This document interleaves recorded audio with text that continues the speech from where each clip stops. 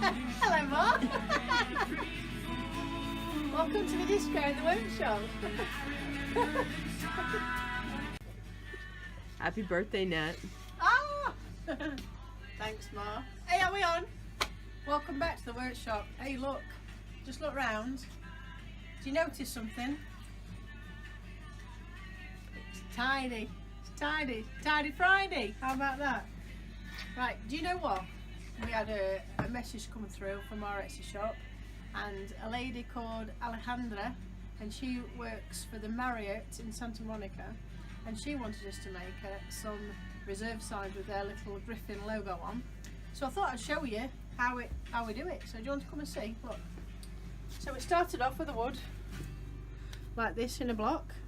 Okay, it's nice hard wood. And then what I've done is gone and used my neighbour's bandsaw actually. Ours is coming soon, but we haven't got one yet. And I've cut the blocks into 110 meters. Meters. Jesus. No way. We're not fairies. 110 millimeters by 30 by 40. And actually, I did a little bit slightly over so that when I sanded them down on the belt sander, then they were the right. So this was it in its rough state. So we've gone from this one to the blocks, and then I've sanded them so you can see if I put the two together here the difference it makes, sanding them down. And then what I've done is just taken off the slight edge all the way around, okay, because these are going to be for a restaurant, so it could be for grown-ups, but also there might be some little people there, and we need to make sure all our products are safe. So I've done that, so if a little baby picks that up and has a chew on it, then they're not going to have any problems, or if they decide to chuck it about or something like that, it's not going to chip the corners off. Now I will actually be finishing them with this product. We use this product quite a bit. It's food safe, Liberon Finishing Oil. Actually we use their products a lot. We've got all their stuff. We've got their exterior wood protector, we've got Danish oil from them, yeah, and tongue oil as well. We've bought some of that too. But this stuff is really good because it's actually good for bathrooms too, but it is food safe, so it'll be fine for little people who like chewing stuff they shouldn't chew. Hello, right, here we are in the tidy workshop. So what we need to do now is sand this block. So I'm going to use my belt sander. It does kick up quite a bit of dust, so I'm going to put my extraction on. It's a bit noisy. But what I'll be doing, popping this on here, nice and flat. I do it one way, then I spin it around normally, like that, and the ends, and then I'm just going to whip around the outside, just make sure it's all nice and dandy. Okay, we need to go make sure we're going with the grain of the wood, okay, and just to get it nice and clean and get rid of any saw lines that have been put in by the bandsaw or the rough wood from the edge of the wood when we first started off. Okay, so we get a nice clean piece of wood to laser. So really, here's one we made earlier. This soon will look like this. You can see there's a bit of a difference. Okay, here we go.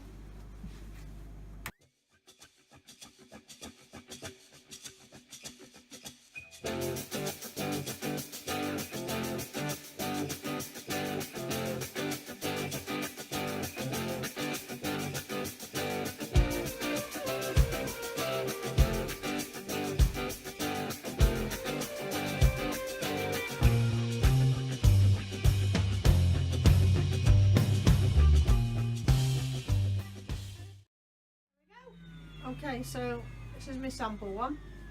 Just give it a little tickle. We'll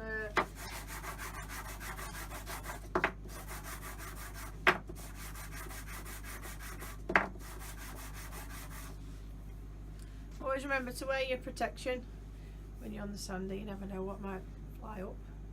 So I like these space goggles. I think they're cool. Okay, right, so this is I've not done this perfectly fantastic. This is just for my sample to make sure it's okay. So this one won't go to them. This will end up in our fire bin. So the final stage out here really for today is just giving it the final sand. And if you could feel this, oh, it's so smooth, it feels lovely. And what I do with the kids at school as I got them to puff the cheek out. I don't know why I do that. Actually, my woodwork teacher used to make me do this. It probably just for fun, but it probably made him laugh. He used to puff my cheek out and rub it on your cheek here because it's a very sensitive area. And if it feels smooth like a baby's bum, then it's done. Okay. So now all the edges are nice and smooth. Rounded them all off.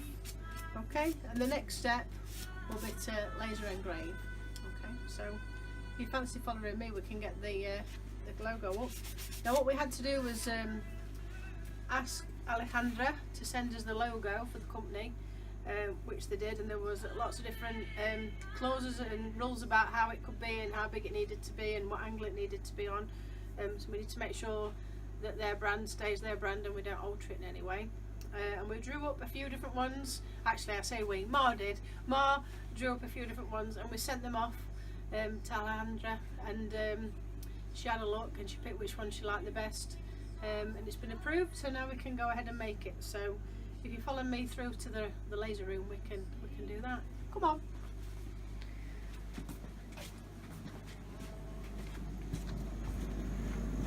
Now, shall we do? Oh, are you still on? This is our old laser cutter, and we've got new Bob here. He's not got a name, have they? These off to start naming him now. New Bob and old Bob. I said to Matt the other day, put it on the red one. Yeah, that was good, wasn't it? No red. So good. So if we go on the computer and we can recall the file, and I'm going to have a go on a test one. Actually, I'm going to just sand up a spare block and just do one on a bit of a spare one first, and then make sure it's all right before we do it for real. Okay. Come and have a look at this. So this is our drawing that we're doing. The red line represents the outer perimeter of the wood block. So at the minute I've got that on a cut mode, and I'm going to do a speed of 80, which is really fast, and a power of 15, and all I want the machine to do is just to draw me a box, and then I know where to place my wood on the machine. So I'm going to uncheck the filling in part.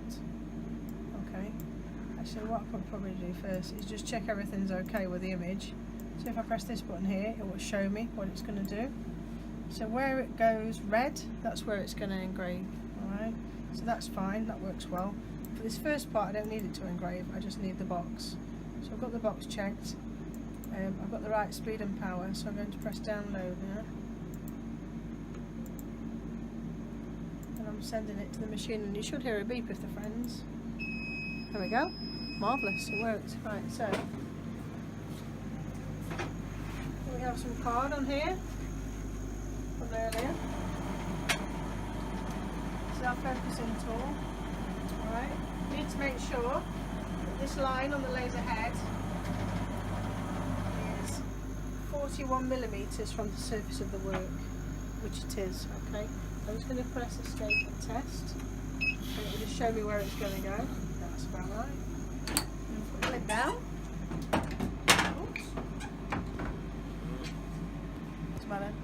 Lid on. Put the extraction on. Press start. Let's have a look. It's going to draw as a box.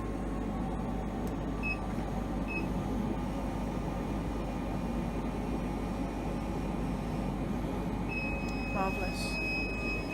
That's exactly what we wanted it to do, so that's good. Now, I've got the weights on here so this card doesn't move, and I'm going to now drop down the bed so I can fit my block in. And these blocks, the test blocks, they're actually slightly smaller than what they should be.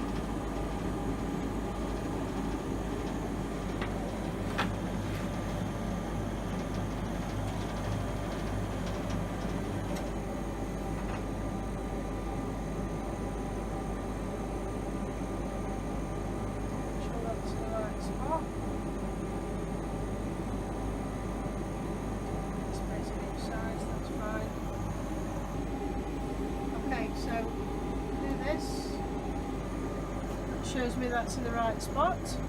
Okay. Best bit of the machinery and workshop that. Right. So now I need to send the other part of the drawing. So I'm going to uncheck the red. And now I only want the black bit, so I'm going to turn the black bits on. And again, I'm going to press download.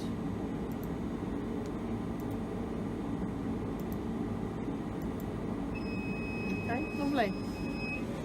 Oh, hey Mark, shall we put application tape on? I'll tell you what, let's do one without the tape. And then we can turn it over and do one with the tape, and we can compare them. We'll do the first one without. Fanny's on. Turn it on. And there we go. Our little griffin should appear.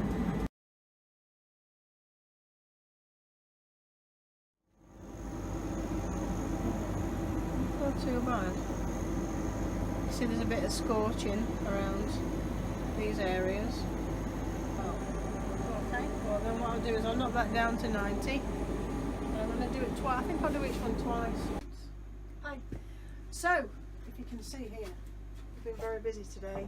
It's quite late now. It's about 7:30 now. Later than that. It's late in the day, and but we've managed to get them all in and all oiled, and we did go with the tape.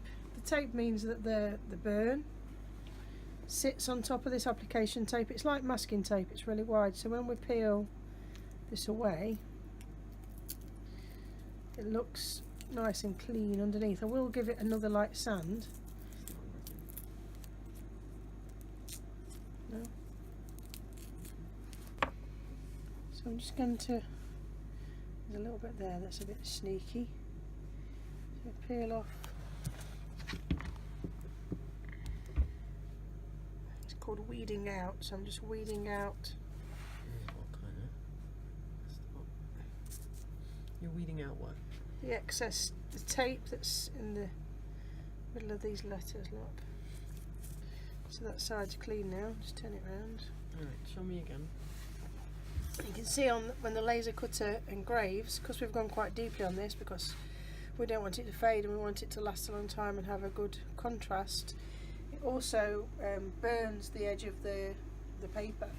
If we didn't have this application tape, it's a bit like wide masking tape on here, then this burn would actually go onto the wood. Now sometimes you want that effect, people like that, but this time we need nice, clean, straight, crisp lines. That was in their rules, right? Couldn't be any shadow Yeah, or anything? no shadow, that was in their rules. So if I just peel this off, like so, it comes off real easy, and then we just need to weed out any little remaining parts. So that D's got one that needs to come out, right? Yeah, the D, can you see here? And it would have burned inside of the D. It would have burned in there, yeah, if we didn't do that. So that just means now that's nice and clean. I'm just going to give it a little final tickle with a bit of sandpaper. Sanding blocks.